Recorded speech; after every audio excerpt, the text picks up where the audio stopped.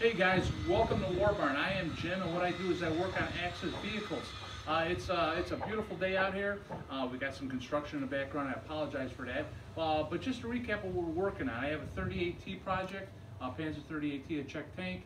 I'm trying to work on an Opel Blitz as well when I can.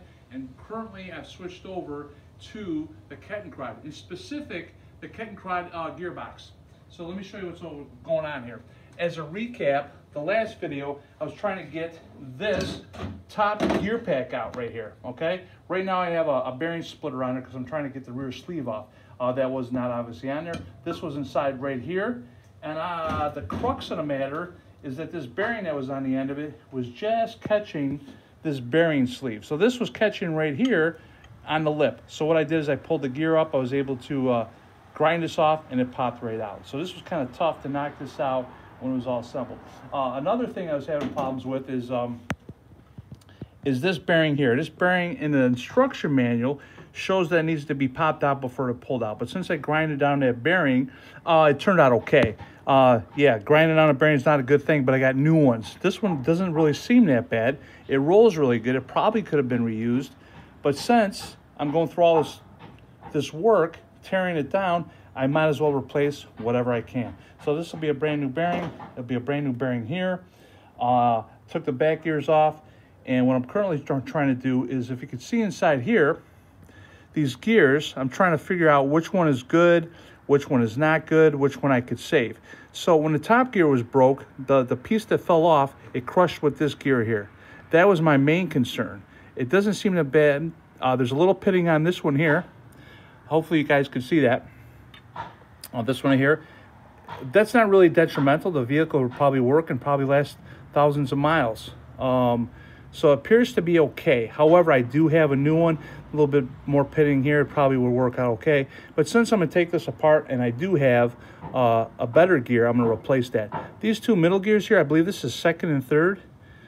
Okay, I think they're all right. First gear is all right. Second gear is all right. Hey, that's just a song. I'm kidding. But hey, second and third here they look fantastic. And what I did over the years is I would go and turn the front spiral gear just to be sure they were lubed up. And I think that's why, part of the reason why they're such stellar shape. Yeah, I'm using that word stellar a lot, but there's been a lot of celestial things happening lately. Anyway, second and third, really good condition. I'm assuming that the inside is good. However, I'm still going to take them out, assess that, be sure the bearings are okay. And here is the rear gear that is not okay.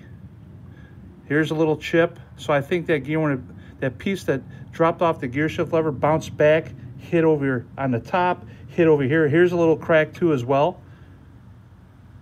So this one definitely should be replaced. You know what? It probably would run the vehicle. It probably run fine. But I don't feel comfortable not leaving any stone unturned or any gear replaced that I could replace. It would be silly to replace these. These actually still look new. There is evidence that this vehicle was taken apart. I should say gearbox was taken apart. I see like chisel marks. I see other things of that nature. So it's been fiddled with before. Maybe somebody tried to fix it, restore it. They didn't have the gear and just said, hey, forget about it. Put it aside and got another replacement.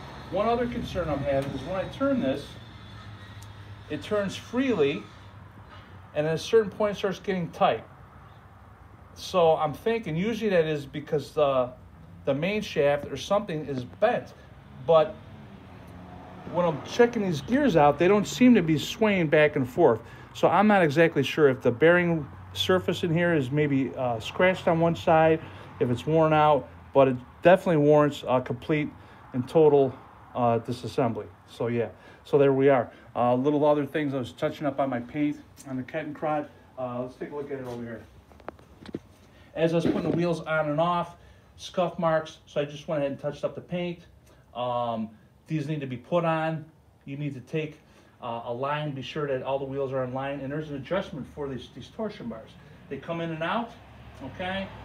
So this can actually come out if need be. If this wheel is too far and if the track link isn't following the center wheel, you could push it from the other side by turning this wheel on the other side, which will push this torsion bar out. So even at the factory, they had to put the wheels on, measure it, be sure everything was in order and correct. And then and then put the wheels back on.